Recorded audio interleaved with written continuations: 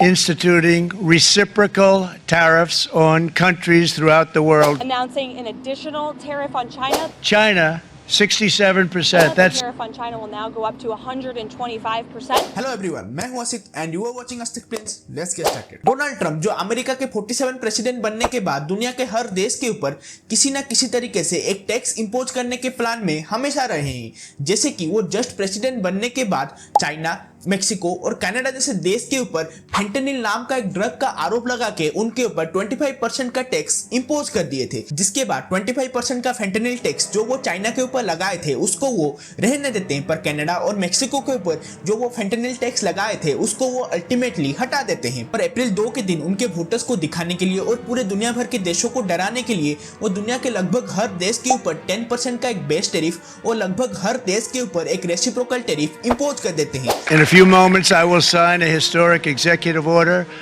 instituting reciprocal tariffs on countries throughout the world. Reciprocal, that means they do it to us and we do it to them. इसका calculation बहुत ही अटपटा होता है, जिसको वो अप्रैल 2 के दिन डिक्लेयर करने के बाद अप्रैल 9 से इंपोज करने वाले थे।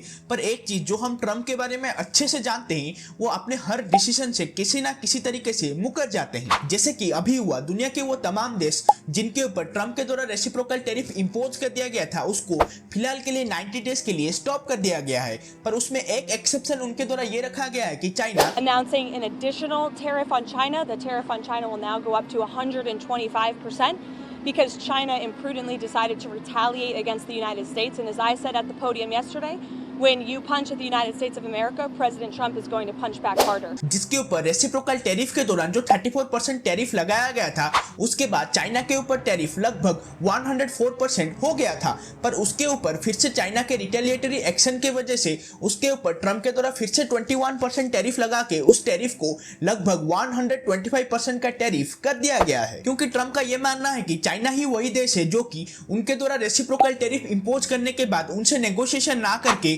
बदले में चाइना ने अमेरिका के ऊपर लगभग 34% का एडिशनल टैरिफ लगा दिया है, जो कि अमेरिका एज ए नेशन के लिए डिसरेस्पेक्ट होने के साथ चाइना का इकोनॉमिक एग्रेशन शो कर रहा है।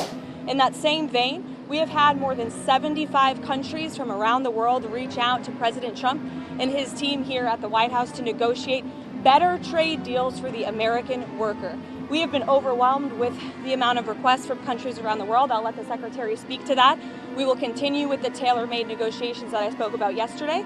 In the meantime, there will be a 90-day pause on the reciprocal tariffs as these negotiations are ongoing, and the tariff level will be brought down to a universal 10% tariff. और Trump का ये बोलना है कि वो दुनिया के देशों के ऊपर रेसिप्रोकल टैरिफ 90 डेज के लिए इसलिए बंद किए हैं क्योंकि इसी दौरान दुनिया के लगभग 75 कंट्रीज यूएसए के साथ एक ट्रेड नेगोशिएशन करने के लिए पहुंचे, जो कि अमेरिका एज ए कंट्री के लिए और बाकी दुनिया के लिए एक बहुत ही पॉजिटिव साइन है। और चाइना, जिसका यूएसए एक बहुत ही बड़ा एक्सपोर्ट का मार्केट था, जहां वो हर साल एक्सपोर्ट करके लगभग $295 बिलियन कमाता था, उसके ऊपर लगभग 125% टैरिफ लगने के बाद उस चाइना के लिए वो यूएसए वाला मार्केट बहुत ही जल्दी खत्म हो सकता है, जो कि भारत जैसे ग्रोइंग इकोनॉमी जिसके ऊपर सिर्फ 10% का एक टैरिफ लगाया गया है, उसके लिए एक बहुत ही बड़ा अपॉर्चुनिटी हो सकता है। पर अभी ये देखना इंटरेस्टिंग होगा कैसे इंडियन गवर्नमेंट अपने सामान और पॉलिसीज में चेंज करके वो वाले एक्सपोर्ट मार्केट को इंडियन सामान से भर पाता है। पर आपका क्या मानना है इस टॉपिक को लेके, मुझे जरूर बताएगा कमेंट्स में। Hope you like more, share more and subscribe more. Thanks for your time, I really appreciate that.